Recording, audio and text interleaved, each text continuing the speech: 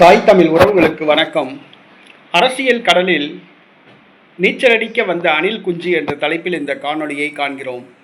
அரசியல் கடலில் நீச்சலடிக்க வந்த அணில் குஞ்சு என்ற தலைப்பில் இந்த காணொளியை காண்கிறோம். அரசியல் அது ஒரு மிகப்பெரிய கடல். தமிழக அரசியலை எடுத்துக்கொண்டால்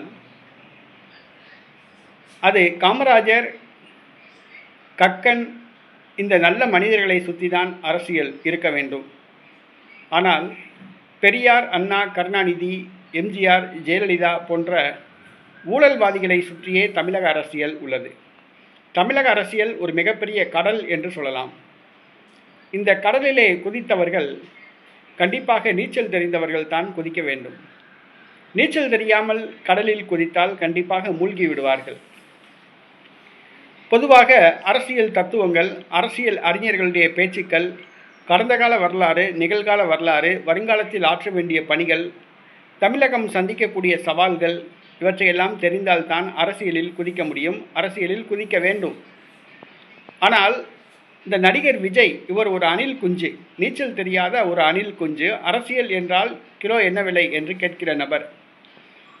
இவருக்கு அரசியலை பற்றி எதுவும் கிடையாது, அரசியல் அறிவும் கிடையாது.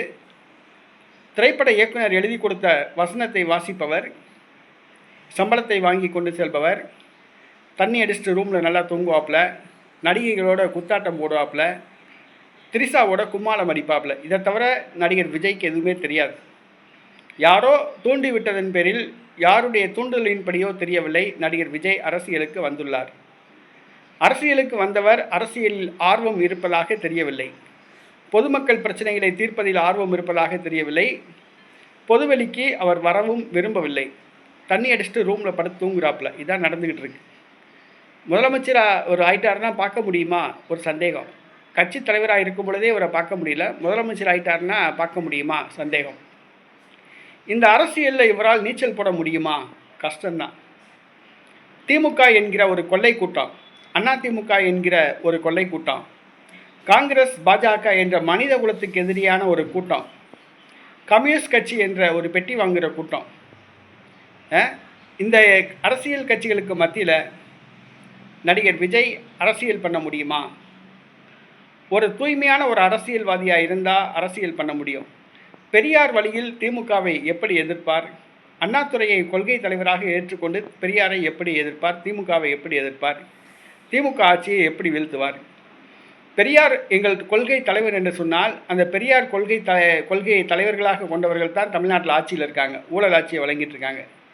பெரியாருடைய கொள்கையை பின்பற்றினவங்க தான் இந்த திமுக, அதிமுக இவங்க ஊழல் ஆட்சியை தான் கொடுத்தாங்க. அதே மாதிரி பெரியார் எங்கள் கொள்கை தலைவர் என்று சொன்னால், அப்போ நீங்கள் கண்டிப்பாக ஊழல் ஆட்சியை கொடுக்க போகிறதா தான் அர்த்தம். அரசியலில் எந்த ஒரு தெளிவும் இல்லாமல், அரசியல் அறிவும் இல்லாமல் இன்றைக்கி விஜய் இறங்கியிருக்காப்புல.